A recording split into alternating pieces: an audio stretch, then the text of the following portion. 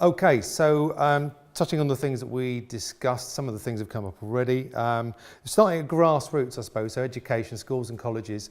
What our table were aligned on in terms of we all agreed and thought it has to be how things should be going forwards, is that to create a country of digital natives, that grassroots level has to be completely right. And at the moment, when we talk about basic skills such as reading and writing, we don't mention digital skills alongside those. Those are considered to be the things you must have. We feel that actually digital skills to go with that are equally as important as you know, we live our lives online in many different ways, and it doesn't matter what occupation you have without digital skills. You're not going to be able to progress in life, do as well in work, support yourself, develop careers, etc. So that was about digital skills for all rather than specialist.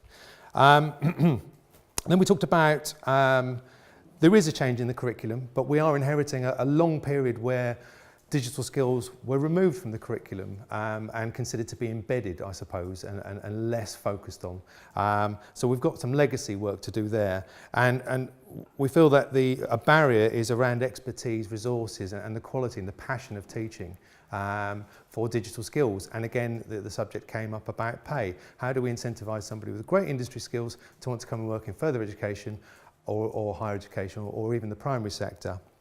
And how industry could be incentivised to support with resources, because at the moment, you know, certain institutions will pay VAT, for example, on their technology equipment. Surely that's a very easy thing for government to say, we're going to support education now, remove VAT from all technology purchases. Dead simple.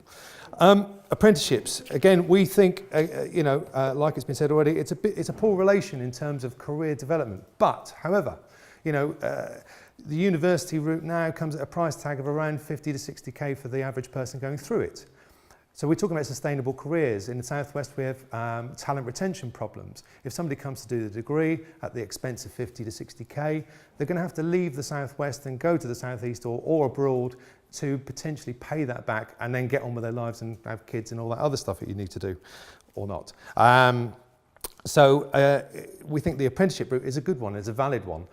There's not enough choice, there's not enough pathways, and the notion of higher apprenticeships, so those degree level apprenticeships at the moment, they're very thin on the ground, but that potentially we thought was as being an area for development and for the future.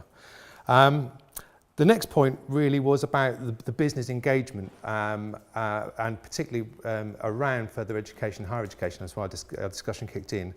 What's the point? What's the incentive for business? Why would a business spend their time, give up their time and effort and energy to go into a college or into a higher education establishment if there's no benefit? And at the moment, the single benefit seems to be, from our discussions, that it's about future recruitment, about spotting talent and about having that relationship. There's not much more incentive beyond that. And we think, actually, if a business is prepared to give up their time and spend time with students, developing the next pool of talent, informing curriculum, whatever that is, there needs to be an incentive for that business to do that. There needs to be alignment, a purpose. You put the purpose there, you know, bet your bottom dollar it will start happening. So that was another point. So, and to develop that slightly further, an example of best practice, which is what was asked for, is I'm currently working on a project where all of our curriculum delivery is underwritten by an employer. So if we're delivering a unit about databases, for example,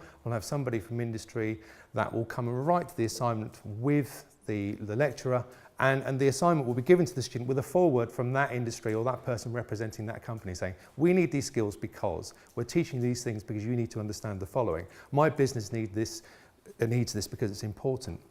And we think that sort of interaction being incentivised will raise the game in education and in industry, because one of the other examples we came up with was about how business finds it very difficult potentially in certain industries where how can you spot talent outside of academia? How do you know that there's a fantastic coder or there's a fantastic analyst or there's a fantastic designer, 3D modeler who's going to add value to your business and potentially stay with you a long time in terms of staff retention? How do you identify and spot those people? And again, it shouldn't just be for education to do that. And coming back to apprenticeships and other routes into the industry, we thought that was an important development to look forward to. And I'm on time too.